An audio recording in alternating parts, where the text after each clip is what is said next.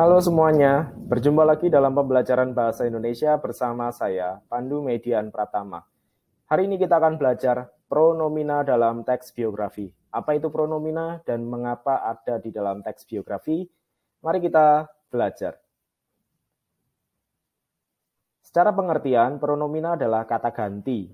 Kata ganti yang menggantikan nomina atau frasa nomina. Contohnya seperti kata saya, nya, ini, dan sebagainya. Nah, teori lain juga menyebut bahwa pronomina itu adalah kata ganti. Maksudnya segala kata yang dipakai untuk menggantikan kata benda atau kata yang dibendakan. Wah, menarik ya. Apa itu kata benda atau kata yang dibendakan?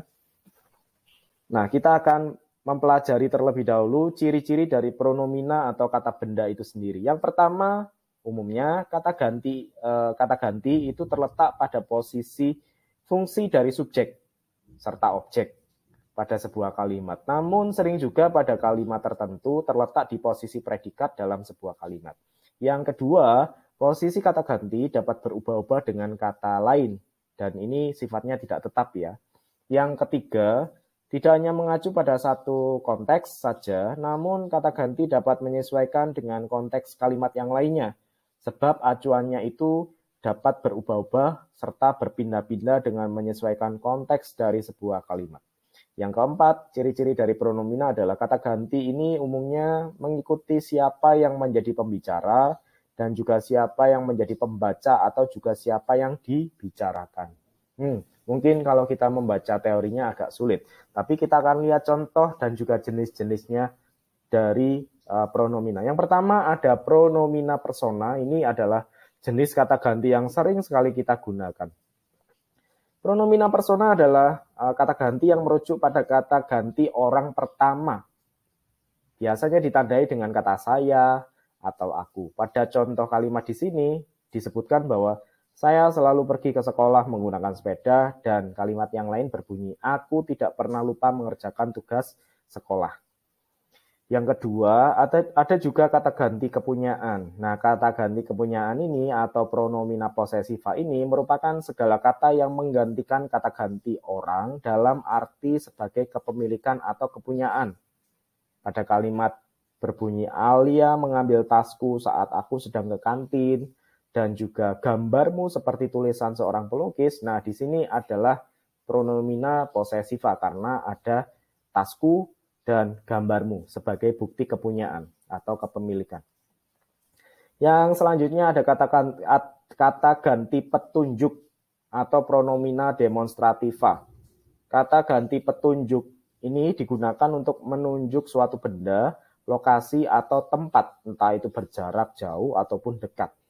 Seperti pada kalimat berbunyi, banyak orang mengatakan pohon itu angker dan juga sejak diperbaiki, jalanan di sini menjadi lebih lebar dan nyaman dilalui. Nah, di situ kita menjumpai kata itu dan di sini sebagai penunjuk atau petunjuk.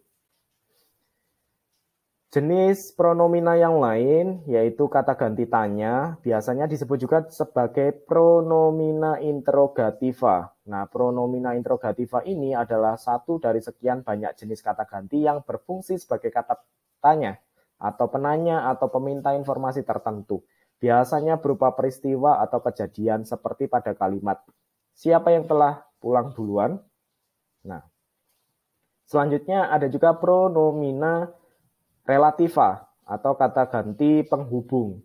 Jenis kata ganti penghubung digunakan untuk menghubungkan dua kalimat yang berbeda kedudukan seperti antara induk kalimat dan anak kalimat atau kata ganti yang menghubungkan antara suatu benda dengan sifatnya seperti pada kalimat makanan yang dimakan oleh ibu ternyata pemberian kakak. Dan yang terakhir ada pronomina tidak tentu.